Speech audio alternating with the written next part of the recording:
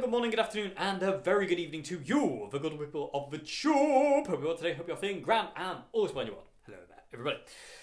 Today, everybody, is the first vid of a few vids I'll be doing about the Line 6 Helix LT. This is not mine. This has been very, very kindly lent to me by the man, the myth, the legend, the one and only Mr. Nick Oswald. So this is Nick's. He very, very kindly sent me this to have a bit of a play around with. He also sent me 4 pedals, which you'll see soon. And he also sent me a Headrush powered speaker to run this thing into. So, Nick, you're a legend. Thank you very much. So yeah, today's vid, I'm going to quickly talk about, today's vid is kind of like entitled First Impressions and kind of like, and where I'm at basically sound-wise. So this is basically the first impressions vid of this thing. So, losing my voice. So, where am I at with the Line 6 Helix LT? Okay, to be brutally honest with you, which is the purpose of being here, I'm bored of this thing. I am bored to death of tweaking this unit.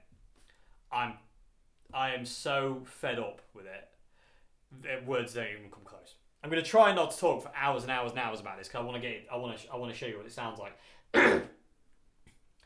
But when I first got this, my initial plan was to set up 2 presets. One was to use it as a standalone pedal board, so not using the amp models inside it, none of the emulated cabs or amplifiers, just using it as a standalone pedal board. So you've got distortion, overdrive, delays, reverbs, and basically just running into the front end of an amp the way you would just run a normal pedal board. So I set one of those up. And then I set up another one, another standalone pedal board, which basically, the idea of that one was to use it in front of an already John Fruscianted kind of dirty, clean tone. But then I was like, well, that's not really kind of the point. If you're going to run the Helix like that, you might as well buy the HX effects, because that's basically what the HX effects is. You know what I mean? Whereas the Helix is designed to kind of negate the need of a guitar amplifier, so you can turn up at a gig, plug this thing into a PA, and away you go. You know what I mean? You don't have to worry about a guitar amplifier or anything like that. So I was like, well, okay, that's the purpose. So I had those 2 pedal boards dialed in about an hour, because the settings I used on the pedal board presets I have on this are the same settings I have on the HX effects. So it took me no time at all, because I just basically like tweaked and copied and pasted, if you will, what I had in the HX already. With the added ability of having a wah-wah pedal and 2 extra effects, which, to be honest with you, is neither here nor there. You know what I mean? Because you can have a wah-wah pedal, you can get an expression pedal, plug it into the HX, you know what I mean, stuff like that. So it's not really thingy. So I thought, okay, well, let's start using this for kind of like, what the whole purpose of it is for using those kind of amp models, the simulations in this thing, so you don't have to use a guitar amp. So I plugged this thing into the Headrush powered speaker that Nick also sent, and started in on the DI preset. The intro jam you heard today was just DI. There's no guitar amp involved in that other than what I've got programmed in the Helix, which I'll show you what I've got in a bit. So I started in on that a month ago. And a month later, I'm still tweaking when I can be bothered, because I'm bored. I'm bored of messing with this thing, DI-wise. Using it as a standalone pedal board, using my main preset and my other pedal board preset, so basically just using it as a pedal board, I love it. But then I might as well just use my HX, because that's technically all I'm using it as. I'm basically just using this entire unit as the HX effects, which basically makes that kind of pointless. You know what I mean? Especially in the price difference as well. So again, I dove into kind of using the DI preset, and there has been swearing afoot constantly with this thing, because it's just a constant fight to get it to sound the way I want it, and I still haven't got it sounding the way I want it for some reason. It's just so like I said, I'm not going to go into mass detail on it, but I am so fed up with this unit. It's just, I haven't played on this thing for 2 days now because I can't be bothered. I can't be bothered to play on it. I'm not inspired by it at all. Well, the DI setting. I'm not. There's a massive disconnect in the sound DI on this to the sound that I want. It sounds good. Don't get me wrong. It does sound good, but I'm not connected to the sound. It just sounds. I don't know, it just sounds wrong. And the thing is, it's set up all the time in here. You know, it's set up on the floor here with the headrush speaker over there. So all I need to do is turn the headrush on, turn this on, and away I go. I just don't feel the need to. I am one of those people who likes to set it and forget it, and I don't like mass tweaking. It's took a lot for me, to be honest with you, to persevere with this thing. It's took me a lot to persevere with it to get it to where it is today, because if I had bought this, it wouldn't be here now. I'd have got rid of it already. If this was mine, I wouldn't have it, if that makes any sense. I just wouldn't be interested. But yeah, so that's where I'm at, people of the tube, with this thing. Can I recommend it? To an extent. Because it is good fun, and it does sound good. It's good fun to an extent, should I say? But I would recommend the Helix, the HX effects personally. So I don't like the direct sounds of this thing. It's just there's too much of a disconnect. I don't feel connected to the sound this thing makes when it's DI at all. And that is a big problem for me, because I can't get out what I want to get out through it, and as a result I'm bored of it. But anyway, so that's where I'm at this point in time with the Helix, everybody. Like I said, I'm going to do a couple of videos on this and show you kind of like different ways that I would run it, like, you know, like I say, as the two pedal boards, and then kind of like, you know, I'm going to keep tweaking the DI preset. And like I said, I do have another video planned, a little road trip video planned with it, but and that should be a fun one. I'm looking forward to doing that one. But as I say, we'll get to that when we get to that one.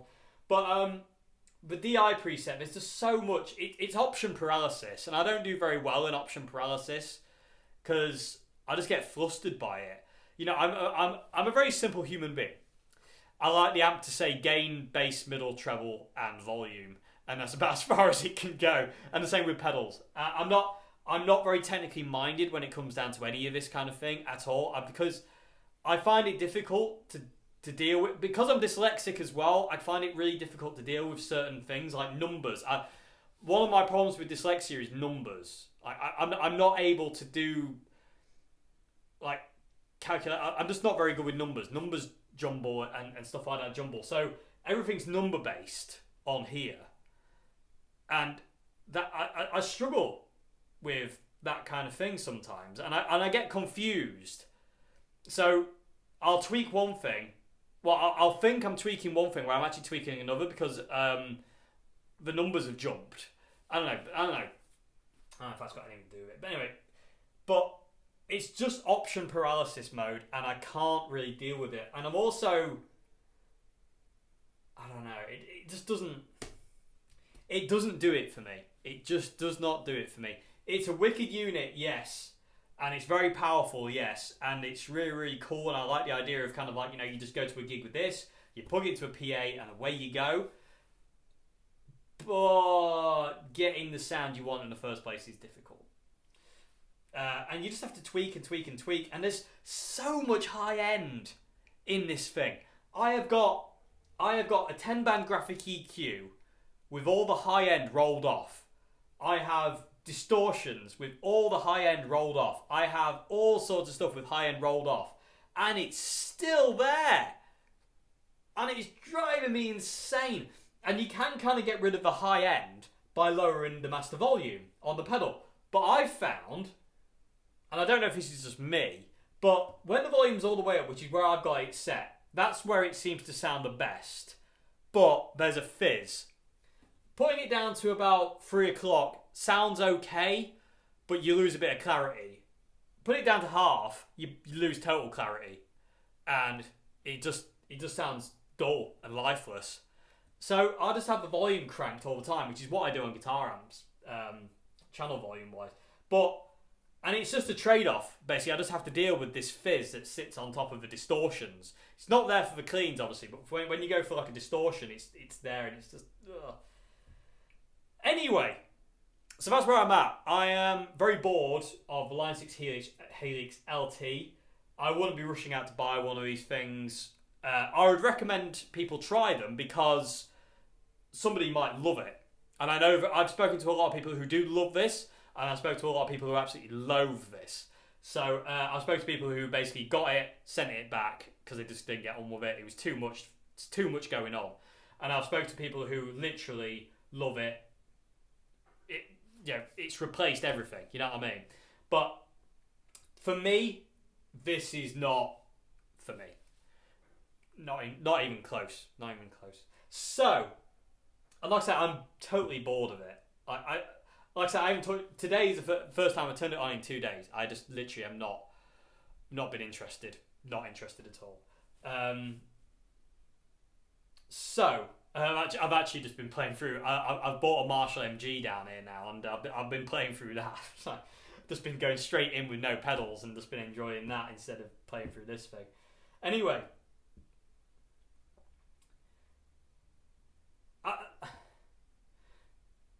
I think that just to say one more thing before I show you what I've got set up in the de-icing, so I'll show you how I've got it all set up. One more thing is I do feel that this unit is limitless. It's absolutely limitless what you can do with this thing. But to me, and again, this is just my opinion. This is just my opinion. I think that's a bad thing. I think if you've got an amplifier with, say, one channel, and you're limited to that one channel, and you've got to make it work one way or the other, kind of like, depending on what it is, if you're running pedals or whatever, I reckon you get more out of that than you do something that you can just do everything with, if that makes any sense. Like, sometimes things being limitless is not a good thing. I think sometimes being limited to what you can do and what you can't do is a good thing. I think it was John Lennon who said limitations breed innovation. And that's a hell of a statement, because it's very, very true. It's like, if you don't have a delay pedal, you have to kind of figure out a way to kind of do that. So, you can simulate delay with a guitar. You can simulate it. If you don't have a wah-wah pedal, you can simulate that with the guitar as well, using tone control like Rory Gallagher and Roy Buchanan did. If you don't have a reverb, there are ways of simulating that as well. It's all these little innovations that are really, really cool, and also it makes you think outside the box. Whereas everything's there in this, it's all there, it's all perfect, and everything's at your fingertips. But unfortunately, it's like walking into a room with every amp in the world, every pedal in the world, and every cabinet in the world, with every microphone in the world. What did you plug into first? If you walked into a warehouse, a massive warehouse the size of a football stadium, with every guitar amp in the world that's ever been made, every cabinet that's ever been made, every combo, every cabinet, every amp, every head, every whatever, every pedal's on the floor, wired up and ready to go, and every mic's there, what's the first thing you would go for? You know what I mean? And it's like, you just get that kind of weird kind of like option paralysis moment where you're like, I don't know what I'm doing, and you just get overstimulated. At least I did. And it just gets a little bit overwhelming. But anyway, and that's basically what this is. This is a warehouse full of everything, and I just, I prefer a shed. Or a garage.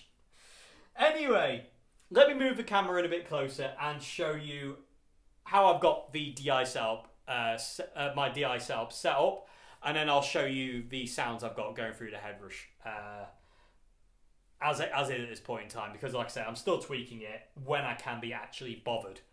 which is getting rarer and rarer. I spent 5 hours on this one day, and I literally didn't play anything musical. For 5 hours, I was just tweaking and tweaking, and at the end of that, I was like, this is just not where I want to be. And I turned it off and went and played guitar in the Cove on my pedal board.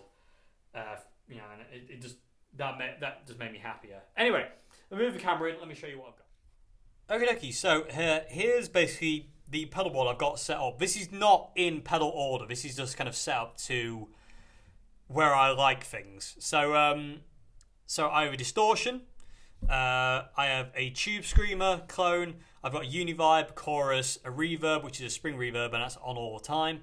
The particle verb, which I can't live without. I've got a long delay, and I've got a looper. And then if we go into the pedal chain window, this is how I've got it laid out. So from the guitar, the first thing we hit is the line 6 distortion. So the line 6 drive is the first thing. Then we go into a wah-wah pedal, which I've chosen the Veta wah because the Veta wah seems to sound the best out of all the wahs in this unit to me. So line 6 distortion, Veta wah. Then we hit the Tube Screamer simulation, if you will. And then I think that's, yeah. And then we go for the Univibe. So that's a Univibe then. And then we go to the amp. So the amp I chose was going to be the amp I was always going to choose, which was a Plexi. So, and basically the amp model I chose was basically the Brit Plexi BRT, Bright, basically. Because the Plexi to me is kind of like the ultimate kind of, that's where amps really came into their own with the Plexi. I just love Plexis. Anyway, so I just immediately chose a Plexi. And basically this is basically plugged into the Bright channel of the Plexi. So that's the amp I chose, was the Bright channel on a Plexi. I did choose the jumper channel originally, but it was just a little bit too flubby and I didn't really get on with it very well. So I tried the normal. That was too dark, so I've gone to just for the Bright channel on a Plexi, and that works okay.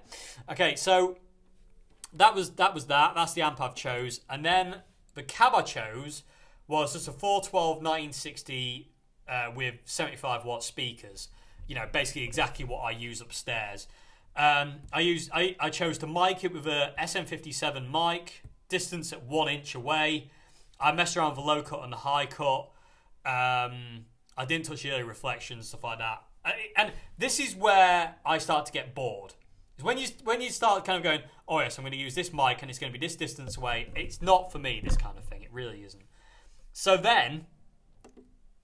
line 6 distortion, wah, Tube Screamer, Univibe, amp head, speaker cabinet, and then we've got a 10-band EQ. And the 10-band EQ, what I've done is I've cut off the 8 kilohertz and the 16 kilohertz totally. So them two there, the 8 kilohertz and the 16, I have totally cut that frequency because they're the harsh frequencies that I could hear constantly when I was playing with this thing with distortion and clean. There was this nastiness there. So I've put a 10-band EQ in there and I've got rid of them totally.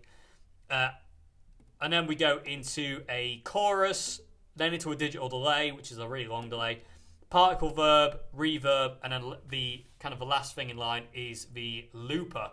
So I can run things in front. I can run distortions over the looper, and the looper will never get drowned out. So that's how I got it set up. And this is where I got it set up, mainly because distortion's there, because I like the distortion next to the wah-wah. Okay, so the distortion's closest to the wah-wah, and then stuff like, reverb, which I have on all the time, is the furthest away because I don't really need to turn the reverb off. And then I've basically split this kind of thing down the middle, if you will. So kind of these two are distortions, that's my looper, that's my delay, which I use quite a lot, just kind of like for volume swells. It's a really long delay, and you'll hear it in a minute. Univibe down here, chorus down here, and the particle verb up there. So it's kind of split down the middle, if you will. But that's how I've got it set up. That's the settings that's the chain I have it in. We'd be here all day if I started to go into kind of like what percentage I have these things set at. Coming back to that kind of thing, like I say, everything runs on numbers, and like I say, I have a real hard time doing numbers. It just confuses me, and so that's a real struggle for me. And like I say, this is the master volume. So basically, I'm just going to run that thing at 10, flat out, because like I say, once you get it to about there, it sounds a little bit warmer, but you're losing dynamics in the sound, and there's no, it just starts to lose dynamics. When you put it about half, there's just no dynamic whatsoever to me. I don't know if that's just me and the way I'm running this, but to me, that's what I found to be going on. It was driving me a bit balmy. So that's my chain for the DI preset, and that's where I'm at with it basically. So let's flip back to that thing. So what I'm going to do now is I'm just going to basically play through the sounds I've got and let you hear them, and let me know, people of the tube, in the comment section below, what you think to where we are right now, because I don't know. I'm just struggling with it. I'm just struggling to kind of make a connection with it. There's just this huge disconnect between the sound this thing makes DI and me, and it's getting to me, to be honest with you. I feel a bit kind of like bummed out by it, because I'm just like, ugh, I can't connect. So yeah, enough talking. Let's make some noise.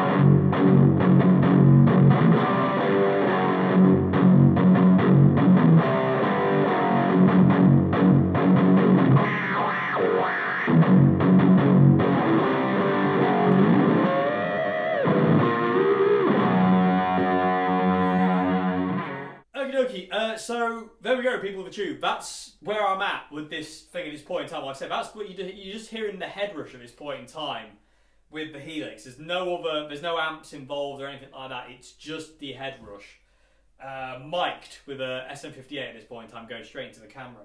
So it's not horrific. It's not as bad as it was. I mean, especially with distortions. I mean, the clean tone's nice. A bit loud, that.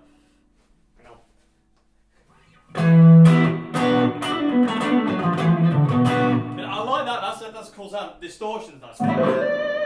It's not as harsh, but because I've cut that kind of frequency, those real high frequencies, it's a lot more kind of pleasant, if you will. But yeah, that's where we are, people of the tube, at this point in time with the Helix. Like I say, this is just kind of like, first impressions vid kind of thing, so to say, really. Like I say, for me, this unit isn't for me. That's all I can say, really. I mean, I'm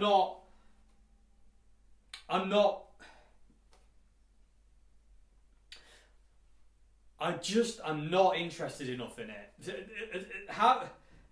The way you have to be to program this thing, to me, I'm not that. I don't have that kind of patience, and that's my own failing. You know what I mean? That's nothing.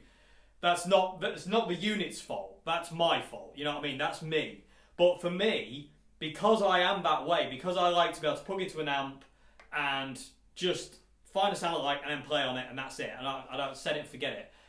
Because this unit isn't that way inclined, this unit isn't designed for people like me. You know what I mean? That's not meant for me. But if I had to go to a gig right now where I couldn't use a guitar amplifier, I just had to use that and go to a gig with that, I wouldn't complain. I still feel that huge disconnect between me and the sound. I can't feel it as well as I could normally with a guitar amp. But if I had to go to a gig and do a gig with this sound, I wouldn't throw my toys out the pram, so to say. You know what I mean? It wouldn't make me go, oh, that's it, everything's rubbish, and run away and cry in a corner. But it still wouldn't make me 100% happy, if that makes any sense whatsoever. Anyway, be that for what it may, people of YouTube, this is where we're at. I'll say I've got a couple of videos planned with the Helix, sorry. And like I say, one which would be really, really good fun. And so yeah, let me know, what people of YouTube, what do you think to the sounds today? I mean, what do you think?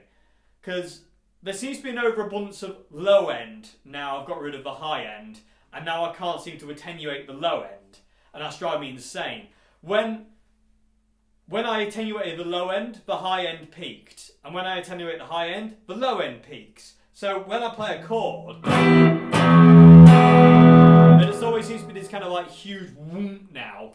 Now I've got it smooth and sounding kind of like better than it did, less harsh. The low end seems to have increased, so I've lowered all the low end on the pedal, and it still seems to be there. I don't know. Like I say, this pedal isn't for me, but I hope you enjoyed this vid anyway, either way, on the first impressions vid on the Helix. Like I said, there will be more vids coming on this thing soon. But yeah, let me know what you think, people of YouTube, and I'll see you again very soon for another vid. Have a great morning, afternoon, good evening, and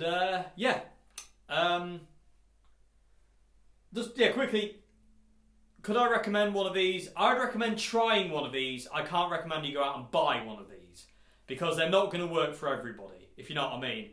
This pedal is a definite try before you buy, and spend as much time as you can with one before you buy it. Because if I had gone to a shop and I bought this just on its merits of plugging it into an amplifier straight off the bat and going, oh, that sounds amazing, I would be regretting that choice now of buying it, because, like I say, I'm not happy. I'm not a fan of this thing at all. So this is a definite try before you buy thing. Do not buy this thing blind at all, in my opinion. I would recommend you either try and borrow one before you try and buy your own, or when we can go to guitar shops again, spend as much time as you can with one before you make any decisions on it whatsoever, because it's not all it appears, you know what I mean? There are certain things to it. But, you know, does it sound good? Yes, it does sound good. I can't deny that. And it is it's user-friendly once you get your head around it. When you first plug into it, it's not user-friendly at all. It's actually really confusing. But it doesn't take a long time to get a grasp on it, if you know what I mean. It doesn't take like, oh my god, this is going to take me hours. It doesn't take hours for you to kind of understand, and you kind of like, you're messing around really quick. But initially, there's that initial kind of like, what the hell do I do with this thing? And like I say, there is option paralysis in this thing. I'm a firm believer, again, it's just my opinion, I'm a firm believer of when you get a pedal or an amp or a guitar, you should know what you want from it. You know what I mean? If you get a distortion pedal, you want to know what you want from that pedal before you get it. You know what I mean?